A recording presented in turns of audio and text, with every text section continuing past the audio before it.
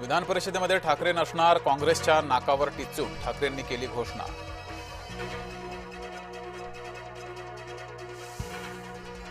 ठाकरे गटाकडून अंबादास दानवे यांना परिषदेवर संधी। मी महाविकास आघाडीचाच उमेदवार, अंबादास दानवे यांचा स्वतःचीच समजूत काढण्याचा प्रयत्न।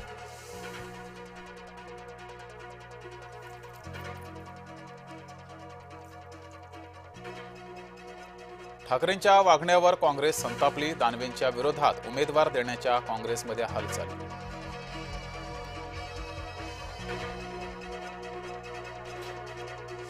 एकनाथ शिंदेंच्या गुगलीनं उद्धव ठाकरे आऊट, शिवसेनेनं काढला मातोश्रीला चिमटा।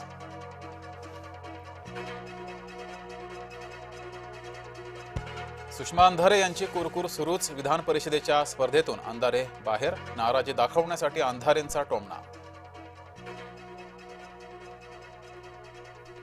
फक्त आमदारकीसाठी शिंदेंसोबत जाणार नाही, बच्चू कडूंनी सार्वजनिक केली त्यांची भूमिका।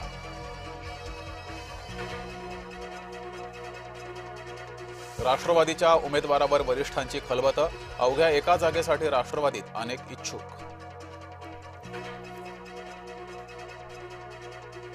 शिवसेनेकडून नीलम गोऱ्हेंना पुन्हा संधी, मात्र पक्षातील एका वर्गाचा गोऱ्हेंना विरोध। गावच्याच लोकांनी अश्विनी देशमुख यांना हरवलं, मस्साजो ग्रामपंचायत पोटनिवडणुकीत स्वरूपानंद देशमुख विजयी।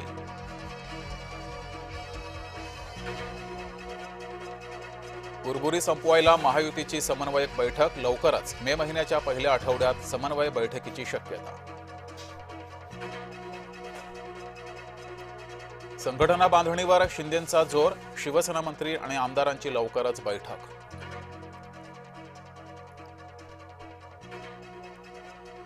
अजित पवारांच्या मृत्यूची चौकशी संथपणे, तक्रार करायला रोहित पवार पोहोचले राज्यपालांकडे।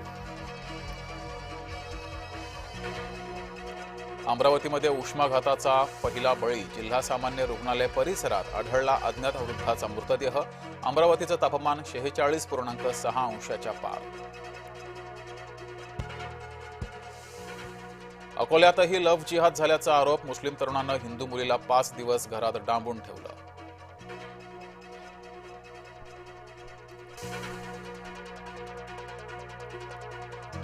शिरोली पुलाची येथील शाहिद सनदे विरोधात आणखी एक गुन्हा, साथीदार शाहरुख देसाईला कराडमधून अटक। शाहिदनं देसाईला लैंगिक अत्याचाराचे पाठवले होते फोटो।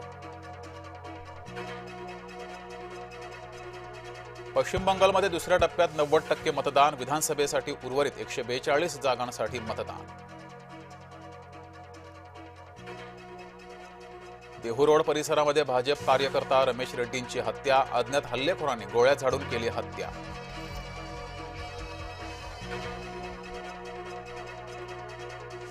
भरधाव क्रुझरची ट्रकला धडक, अपघातात नववधूसह 3घांचा मृत्यू तर 6 जण गंभीर जखमी। जळगावमधील धरणगाव तालुक्यातील घटना। गंगा एक्सप्रेस वेचं आज लोकार्पण, लोकार्पणाआधी मोदी काशी विश्वनाथाच्या दर्शनाला।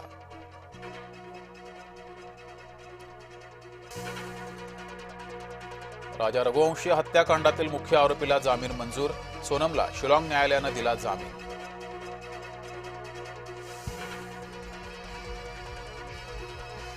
नाकेबंदीमुळे होर्मुझमध्ये 20,000 खलाशी भर समुद्रामध्ये अडकले। इराण अमेरिकेच्या वादात खलाशांचा जीव धोक्यात, मदत पोहोचवण्यात अडथळे, तेल पुरवठाही विस्कळीत।